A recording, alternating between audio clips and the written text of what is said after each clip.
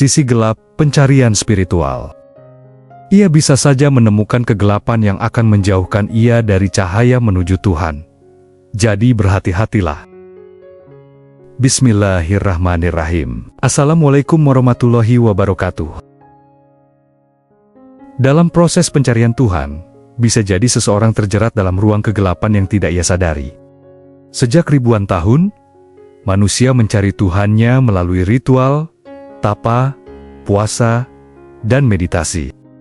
Namun, ada bahaya tersembunyi dalam pencarian ini. Bahaya yang tidak terletak pada praktiknya, tetapi pada niat yang membungkusnya.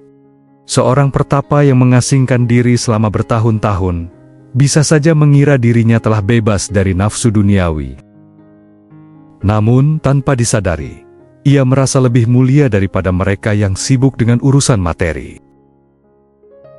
Ketika spiritualitas berubah menjadi kebanggaan, ia tidak lagi menyembah Tuhan, melainkan egonya sendiri. Inilah jebakan pertama. Spiritualitas yang dikendalikan oleh ego. Kegelapan yang menyamar sebagai cahaya. Di era modern, jebakan ini mengambil bentuk baru. Spiritual materialisme. Manusia berburu workshop pencerahan instan, menggantungkan kristal sebagai jimat, atau mengejar gelar guru demi pujian. Mereka lupa bahwa hakikat spiritualitas bukanlah tentang memiliki, tetapi melepaskan. Fenomena jual beli energi positif semakin marak. Air terprogram, batu bertuah, wejangan spiritual dengan harga puluhan juta. Ini bukan lagi tentang ketulusan, tetapi tentang komersialisasi yang memanfaatkan kerinduan manusia akan makna transenden. Ironisnya, mereka yang membeli justru terjebak dalam ketergantungan baru, bergantung pada benda, bukan pada Tuhan.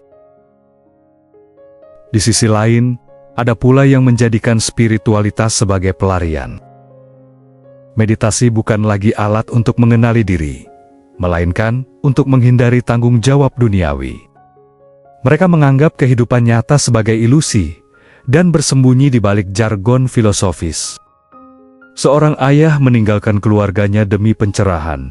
Seorang ibu mengabaikan anaknya yang sakit demi retret meditasi.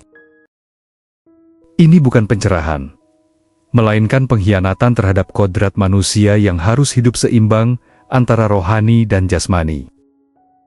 Tuhan tidak menciptakan dunia agar kita lari darinya. Justru di tengah kesibukan duniawi, kita diuji. Bisakah kita menemukannya dalam keramaian pasar, bukan hanya di keheningan kuil? Lalu, bagaimana menghindari jebakan ini? Jawabannya terletak pada sesuatu yang sering dihindari, menyelami kegelapan diri sendiri. Dalam psikologi spiritual, ada konsep shadow work, upaya untuk berdamai dengan sisi gelap diri kita. Banyak praktik spiritual mengajarkan kita untuk naik ke atas, tetapi sedikit yang mengingatkan bahwa sebelum terbang tinggi, kita harus berani turun ke dalam sumur terdalam jiwa kita. Seorang bijak pernah berkata, jika kamu membawa lilin ke dalam gua, yang pertama kali terlihat bukanlah keindahan kristalnya, melainkan bayanganmu sendiri yang menari di sekelilingnya. Spiritualitas sejati bukan tentang menjadi lebih baik dari orang lain, melainkan tentang mengintegrasikan seluruh aspek diri terang dan gelap dalam kesadaran penuh. Tanpa ini, semua praktik hanyalah topeng yang suatu saat akan retak. Ada satu kegelapan lain yang lebih halus, menjadikan pengetahuan spiritual sebagai kebanggaan. Menghafal kitab suci, memahami metafisika, atau pamer pemahaman tentang cakra dan dimensi astral, tetapi lupa bahwa Tuhan tidak peduli seberapa banyak kita tahu. Ia hanya bertanya, seberapa kita mengasihi sesama? Ilmu spiritual tertinggi bukanlah untuk dipamerkan. Ia seperti oksigen, berguna hanya jika dihirup, bukan disimpan dalam tabung. Banyak yang terjebak menjadi ahli Tuhan, tetapi kehilangan rasa takzim kepadanya. Ingatlah, di puncak pencarian, tidak ada lagi aku yang mencari, atau Tuhan yang dicari. Yang ada hanyalah keesaan yang abadi. Lalu, bagaimana menemukan jalan keluar dari labirin kegelapan ini? Pertama, sadari bahwa spiritualitas bukanlah tangga untuk mendaki, melainkan lautan untuk menyelam. Kedua, berhenti mengukur kedewasaan spiritual dari jumlah ritual atau gelar yang dimiliki. Ketiga, jangan pernah merasa diri telah sampai, karena kepuasan adalah musuh terbesar pencarian sejati.